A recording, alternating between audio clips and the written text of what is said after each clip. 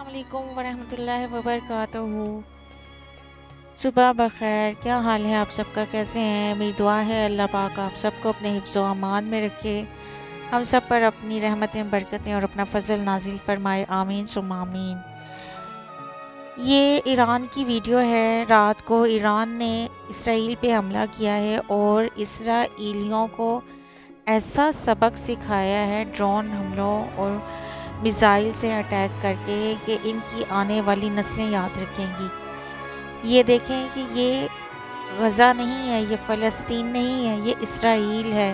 ये इसराइल का हाल है, ये इसराइल की तबाह व बर्बादी है जो मीडिया पे नहीं दिखाया गया, लेकिन ये है कि ये देखें आप कि किस तरह से अल्लाह ताला ने इसराइल को ईरान के ज़रिए से ज़लील व ख्वार करवाया है। इसराइल के जो शहरी हैं उन्होंने भागकर पहाड़ों पर पनाह ली है ताकि वो इस बमबारी में बच सकें, इस हमले में बच सकें। लेकिन ईरान ने अपनी पूरी ताकत से इसराइल पे रात को जो ड्रोन्स और मिसाइल मारे हैं उसकी कोई मिसाल नहीं मिलती। और दूसरा ये है कि नेतन्याहू ने तकरीर करके ये बयान दिया कि ईरान जो है वो 9 एटमी बम तैयार करेगा जो इसराइल और अमेरिका के लिए ख़तरे का बाइस हैं।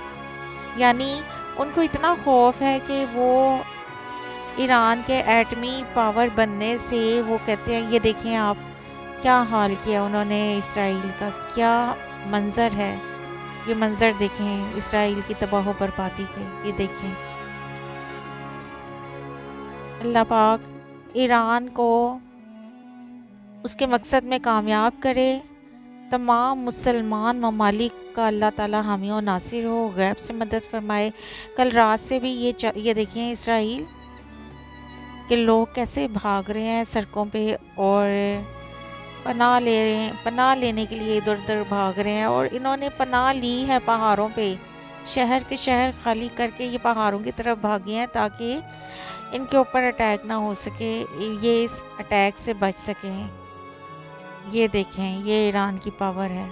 ये है जिसने ईरान को बहुत छोटा समझ लिया था, हल्का लिया था। ये इनके शहरी देखें ये किस तरह से पहाड़ों पे भागकर पनाह ले रहे हैं।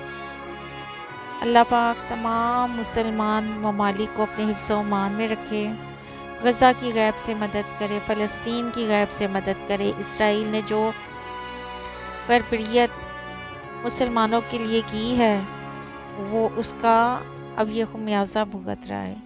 जो इसने किया है अल्लाह ताला ने अपनी पावर दिखाई है।